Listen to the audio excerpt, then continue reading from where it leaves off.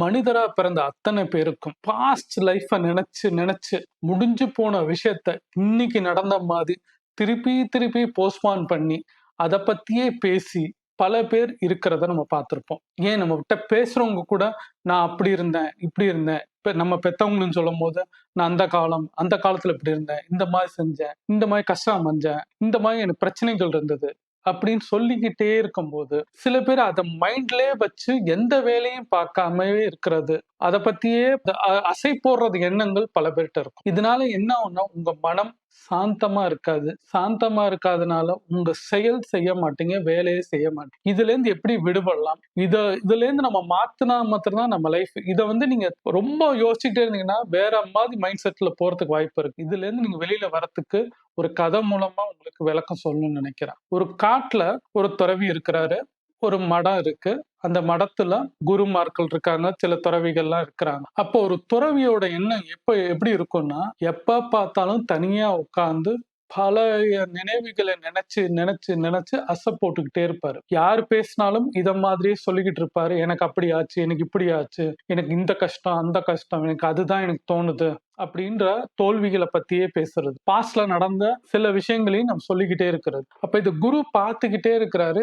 இந்த சிஷ்யனை எப்படியாவது மாத்தணும், அதுக்கு ஏதாவது வேலை செய்யணும்னு சொல்லி அந்த குரு என்ன பண்றாருன்னா, ஒரு நாள் அந்த சிஷ்யனை கூப்பிட்டு வா அப்படின்னு சொல்லிட்டு இங்க இருந்து இன்னொரு கிராமத்துக்கு போகணும் அப்படின்னு சொல்லி கூப்பிடுறாரு. சரி, குரு கூப்பிட்டாங்க. சிஷ்யன் நடந்துட்டு அந்த போயிட்டே இருக்கிறாங்க. போகும்போது தண்ணி இருக்கு, ஆனா அவங்க அதை கடந்து போனா நடந்துதான் சுத்தி போகணும். அந்த தண்ணியில சுத்திர ஆறு இருக்கு, நடந்து போகணும். அப்ப அது கிட்ட போகும்போது அங்கேருந்து ஒரு பெண் குருவை பார்த்து, குருவே எனக்கு அந்த கரையை கடந்து போகணும், ஆனா என்ன என் போட் வச்சிருக்கிறேன், அந்த போட் ஓட்ட விழுந்து தண்ணி ஒழுகுது, என் குழந்தை அங்க அந்த கிராமத்துல இருக்கு, அதுக்கு உடம்பு சரியில்லை, நான் போகணும், என்னை உங்க தோல்ல தூக்கிட்டு போய் அங்க இறக்கி விடுங்க அப்படின்னு சொல்றாரு. உடனே அந்த குரு என்ன பண்றாருன்னா, அந்த பெண்மணிய தோல்ல வச்சு தூக்கிட்டு போய் கரையை கடந்து அந்த தண்ணியில நடந்து போய் அந்த கரையில விட்டுறாங்க. விட்ட உடனே குழந்தை இறங்கி அவங்க போயிடுறாங்க. குருவும் நடக்க ஆரம்பிக்கிறார். அப்ப அந்த சிஷ்யன் அதை பாக்குறாரு. நம்மளுக்கு சொல்லி கொடுக்கும் போது பெண்களை தொடக்கூடாது, அவங்கள வணங்கணும், நம்ம அவங்களை தொட்டா அது அப்படி இப்படின்னு நிறைய விஷயங்கள் சொல்லி கொடுத்துருக்காங்க. ஏன் குரு அதை மீறி செஞ்சாரு? ஏன் அவங்களை தூக்கிட்டு போனாரு? தொடக்கூடாதுன்னு சொன்னா அவங்களை தூக்கி தோள்பட்டில வச்சு கொண்டு போயிருக்காங்களே, ஏன் அப்படின்றதுக்குள்ள அவருக்குள்ள யோசனை தோடிக்கிட்டே இருக்கு. ஏன் குரு இப்படி பண்ணாரு?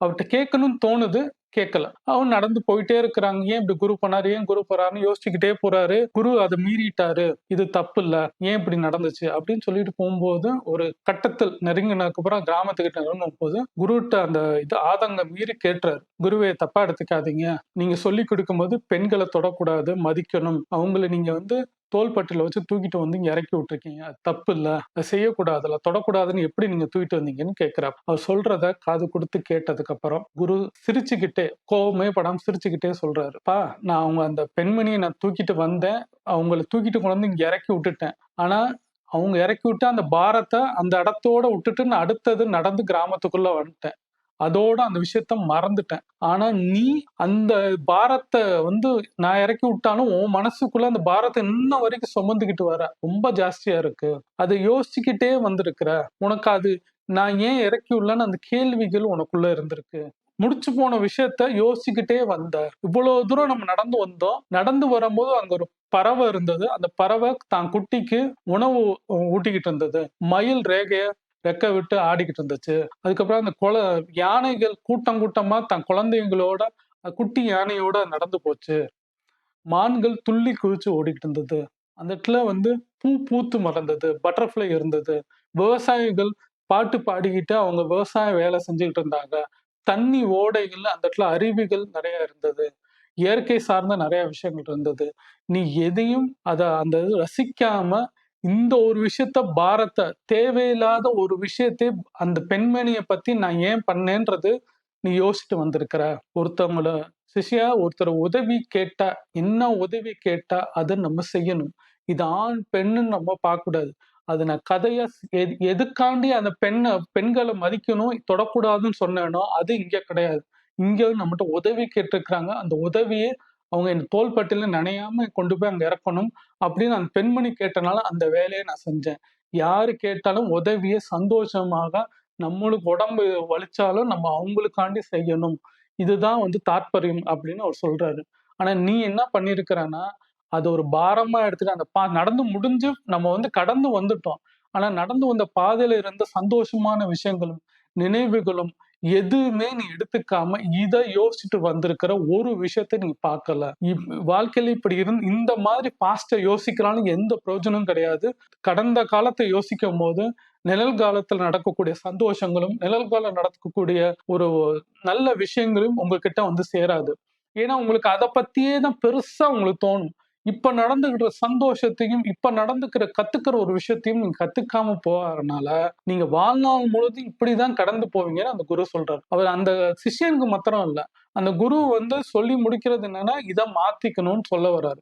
இதே தான் நம்ம வாழ்க்கையில பல மனிதர்கள் என்ன பண்றோம்னா, முடிஞ்சு போன விஷயங்கள், நம்மள தப்பா பேசின ஒரு விஷயத்தையும், நம்மளுக்குள்ள நடந்த சண்டையும், நம்ம ஈகோனாலயும் அத இன்னைக்கு நடந்த மாதிரி இப்ப அன்னைக்கு ஒரு நாள், ஒரு செகண்ட் நடந்த ஒரு விஷயத்தை, அது எப்பயோ 10 வருஷம் நடந்த ஒரு விஷயத்த இன்னைக்கு உட்கார்ந்து பேசக்கூடிய பல பேர் இருக்கிறாங்க. நான் என் குடும்பத்துல பல பேர் அப்படி பார்த்திருக்கிறேன். அது பல ஆள் வந்து அதையே பேசுவாங்க. நான் சொல்லுவேன், நான் பிறக்கறதுக்கு முன்னாடி நடந்த விஷயத்த இப்ப பேசுறதுனால என்ன பிரயோஜனம்? அது எனக்கு தேவையில்லாத விஷயம். உங்களுக்கும் தேவையில்லாதது. அவங்க சொல்லிட்டாங்க, ஏதோ கோவத்துல பண்ணிட்டாங்க. மறந்துட்டு இப்ப அவங்க நல்லா இருக்கிறாங்க. மாற்றங்கள் நெறைய மாறி இருக்கு. மாற்றமே மாறாததுன்னு சொல்லுவாங்க. அந்த மாற்றத்த மாத்திக்கிட்டு அவங்க வாழ்க்கையில நல்லா போயிட்டு இருக்காங்க. அவங்க எங்கேயோ போயிட்டாங்க. நீங்க இதே இடத்துல இருக்கிறீங்க. நீங்க கஷ்டப்பட்டுட்டு இருக்கிறீங்க. ஆனா அவங்க நல்ல நிலைமைக்கு போயிட்டாங்க. அவங்க தன்னைய மாத்திக்கிட்டாங்க. மூவ் ஆன் பண்ணியிருக்கிறாங்க. நீங்க இல்லன்னு கேட்டா, இல்ல அவங்க அப்படி பண்ணாங்க. எங்க அப்பா அப்படி பண்ணாங்க. எங்க தாத்தா அப்படி பண்ணாங்க. இப்படியே எனக்கு சொத்து குடுக்கல, பணம் குடுக்கல. எனக்கும் தான் குடுக்கல. எனக்கும் தான் சொத்த வித்தாங்க. எனக்கும் குடுக்கல. நான் உட்டுட்டேன். உட்டு 2 வருஷம் ஆச்சு. லைஃப மூவ் ஆன் பண்ணும்போது எனக்கு அப்ப நான் 2023ல யோசிச்சத நான் இன்னைக்கு யோசிச்சுட்டு இருந்தேன்னா, வாழ்க்கையில மூவ் ஆக முடியாது. இன்னைக்கு நல்ல விஷயத்த பண்றேன். நல்ல நம்மளுக்கு தேவையான விஷயங்கள் கிடைக்குது. நம்மளுக்கு என் லைஃப்ல எத நோக்கி போறோம்னா, அந்த கோல் சம்பந்தமா நெறைய நடந்துட்டு இருக்கு. இதுதான் எனக்கு வேணும். சொத்துன்றது என்னைக்கு வேணா வரலாம். பணம் என்னைக்கு வேணா வரலாம். ஆனா நமக்கு இப்ப இந்த 2 வருஷமா நான் சண்டை போட்டுக்கிட்டு இது பண்ணேன்னா, இப்ப நான் கடந்து வந்த பாதை, இப்ப நான் பண்ண வீடியோகள், இப்ப நான் பேசிட்ட மனிதர்கள், 2 வருஷத்துக்கு முன்னாடி என் கூட வந்து தெரிந்த மனிதர்கள் சண்டை போட்டுக்கிட்டு இருந்தப்போ, இப்ப தெரியாத மனிதர்கள்ட்ட நம்ம கமெண்ட்ஸ்லயோ, இல்ல அவங்க கால் பண்ணி பேசுறதோ, ஃபாரின்ல இருந்து என் கூட பேசுறதோ, எத்தன பேர் பேசிட்டு இருக்கிறம்போது, இந்த சந்தோஷம் கிடைக்காது. இத அனுபவிக்கிறதுக்கு எனக்கு கிடைச்சிருக்காது. அப்ப நான் பாஸ்ட்ட யோசிச்சேன்னா, இது எதுவுமே நடந்திருக்காது. இததான் எல்லாரும் சொல்ல வராங்க. உங்க பாஸ்ட்ல என்ன கஷ்டம் வேணா நடந்திருக்கலாம். உங்க படிப்புல பிரச்சனை இருந்திருக்கலாம். ஆனா, அந்த படிப்ப இன்னைக்கே ஃபெயில் ஆயிட்டுன்னு சொல்லிட்டு யோசிக்காம, அதுலருந்து எப்படி கடக்குறது? எப்படி மூவ் ஆன் பண்றது? வேலையில உங்க பாஸ திட்டியிருக்கலாம். உங்க வீட்ல எல்லாம் நடந்திருக்கலாம். அத நினைச்சு இன்னைக்கு யோசிக்காம, இன்னைக்கு கடமைய செய்யுங்க. இதுலேருந்து நீங்க நல்லா செஞ்சு வந்தா உங்க பாஸே அப்ரிசியேஷன் பண்ணுவாங்க. அத மறந்து அவங்க வேலைய தான் சொல்லியிருப்பாங்க தவிர, உங்க பெர்சனலா சொல்லியிருக்க மாட்டாங்கன்னு புரிஞ்சுக்கிட்டீங்கன்னா, நீங்க அத பெர்சனலா எடுத்துக்க மாட்டீங்க. இது மாதிரி சில விஷயங்கள், சில பேர் உங்க பெர்சனலாவே டார்கெட் பண்ணி சொல்லியிருக்கலாம். அதனால யோசிக்காதீங்க. அது கணவனா இருந்தாலும் சரி, மனைவியா இருந்தாலும் சரி, குழந்தைங்களா இருந்தாலும் சரி. அத விட்டு குடுக்க சில விஷயங்கள் போக பாருங்க. ஈகோ விட்டுருங்க. மூவ் ஆன் பண்ணுங்க. ஒத்துக்க பாருங்க. ஆமா, நான் தப்பு பண்ணிட்டேன். ஆமா, அவங்க தெரியாம பண்ணிட்டாங்க. நான் மூவ் ஆன் பண்ணிக்கிறேன். அத பத்தி யோசிக்கல. அன்னைக்கே விட்டுட்டோம்னா, அந்த தேதியிலேயே விட்டுட்டோம்னா, 2 நாள்ல விட்டுருந்தோம்னா, இந்த 2 வருஷம் கழிச்சு நம்ம யோசிக்க மாட்டோம். 10 வருஷம் கழிச்சு யோசிக்க மாட்டோம். சில பேர் 50 வருஷம் நடந்ததெல்லாம் இன்னைக்கு உட்கார்ந்து யோசிப்பாங்க. அதுக்கு பெட்டர் அந்த ஈகோவும், அந்த க்குள்ள இருக்கிற பாஸ்ட் லைஃப்ப பத்தி என்ன நினைவுகளா இருந்தாலும், அது சந்தோஷமா இருந்தாலும் கடந்து போலாம். நம்ம அத யோசிக்கலாம், பேசலாம். தப்பான விஷயத்த நம்ம மூட்டை மூட்டையா நம்ம தலையில வச்சிருப்போம். அது 5 பிரயோஜனம் கிடையாது.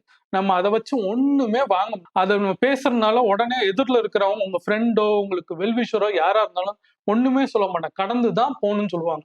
நடந்தே தீர்ந்துருச்சு. நம்ம போய் தான் ஆகணுன்றது நம்ம பாத தூரம் ஜாஸ்தி. நம்ம பார்க்க வேண்டிய தூரம் நெறைய இருக்கு. நம்ம சொல்ல வேண்டியது நெறைய இருக்குது. கேட்க வேண்டியது நெறைய இருக்கு. பார்க்க வேண்டியது நெறைய இருக்கு. சந்தோஷங்கள அனுபவிக்க வேண்டியது நெறைய இருக்கு.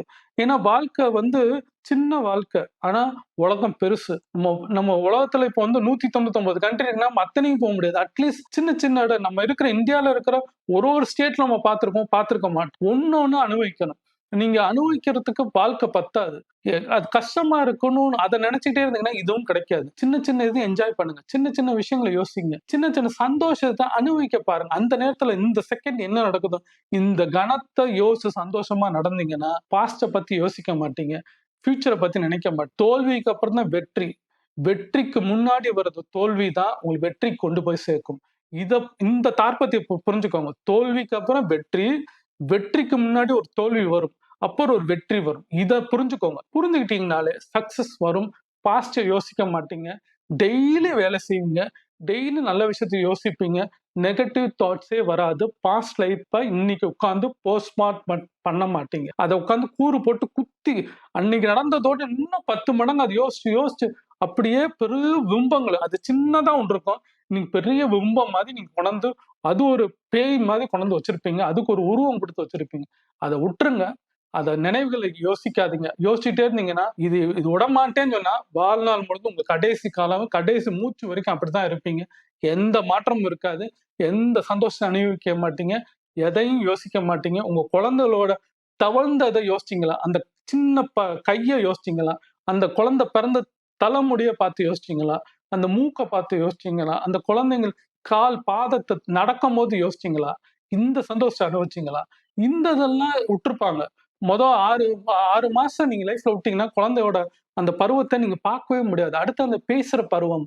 இது மாதிரி நம்ம வாழ்க்கையில நெறைய விஷயங்கள் இருக்கு. இதெல்லாம் உட்டுட்டு சில பேரு வாழ்க்கையில வேற பாஸ்ட்ட பத்தி, கஷ்டத்த பத்தியே பேசிட்டு இருப்பாங்க. கஷ்டம் வந்துருச்சுல்ல, அத அடுத்து சந்தோஷம் வரும். அது வரது வரைக்கும் நீங்க பொறுத்திருந்தீங்கன்னா, உங்களுக்கு தேடி எல்லாம் வரும். யோசிச்சுக்கிட்டே இருக்காதீங்க. பாஸ்ட் லைஃப்ப மைண்ட அத பிரஷர் குக்கர் மாதிரி நெனைக்காதீங்க. அதுக்குள்ள போட்டு, போட்டு எல்லாத்தையும் போட்டு அவிச்சுக்கிட்டே இருக்கிறாதீங்க. அத ஸ்மூத்தா விடுங்க. அது நல்வழி காமிக்கும். நல்வழி காமிக்கும்போது, உங்களுக்கு அறிவு கொடுக்கும். அந்த அறிவு கொடுக்கும்போது, செயல் பண்ணுவீங்க. அதுக்கு ப்ராசஸ் பண்ணுவீங்க. ப்ராசஸ் பண்ணும்போது, சக்சஸ்ன்றது ஒரு மோடு. கண்டிப்பாக எல்லார் வாழ்க்கையிலும் வந்தே தீரும். அத புரிஞ்சுக்கிட்டீங்கனாலே, இந்த தார்ப்பத்திய புரிஞ்சுக்கிட்டீங்கனாலே, உங்க சக்சஸ் உங்ககிட்ட வரும். தோல்வி மாத்திரம் வாழ்க்கை கிடையாது. ஜெயிக்கிறதுக்கு வழி இருக்கு. உங்க மைண்ட ஃப்ரெஷ்ஷா வைங்க. இன்னைக்கு காலையில எந்திரிக்கிறீங்களா? எப்படி இருக்கணும்னு யோசிங்க. இந்த டே எப்படி என்ஜாய் பண்ணணும்? அடுத்த நிமிஷத்த எப்படி என்ஜாய் பண்ணணும்? இந்த செகண்ட் எப்படி என்ஜாய் பண்ணணும்னு நெனச்சீங்கனாலே, இந்த கணத்தை சந்தோஷமா வச்சுட்டீங்கன்னா, அடுத்த கணமும் சந்தோஷமா வச்சுக்குவீங்க. இந்த இத பிராக்டிஸ் பண்ணுங்க. நிச்சயமாக வாழ்க்கையில எல்லாருக்கும் சந்தோஷம் வரும். உங்களுக்கு வரும், எனக்கு வரும். சுத்தி இருக்கவங்க அத்தன பேருக்கும் பாசிட்டிவா திங்க் பண்ணுங்க. எண்ணம் போல் வாழ்க்கைன்னு நான் பல வீடியோல சொல்றது, இதுலயும் சொல்றேன். உங்க எண்ணத்த பாசிட்டிவா வச்சுக்கோங்க. உங்களுக்கு நெகட்டிவ் தாட்ஸ் வராது. பாஸ்ட்ட பத்தி யோசிக்க மாட்டீங்க. ஃபியூச்சர பத்தி பயப்பட மாட்டீங்க. நிழல்க பிரசன்ட்ட மாத்திரம் யோசிப்பீங்க.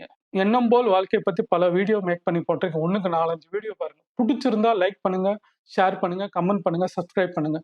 லைக் பண்ணீங்கன்னா, என் வீடியோ ரெக்கமெண்டேஷன்ல போகும். எனக்கு ரொம்ப சப்போர்ட்டா இருக்கும். தயவு செய்து எனக்கு லைக் பண்ணுங்க. Thank you friends.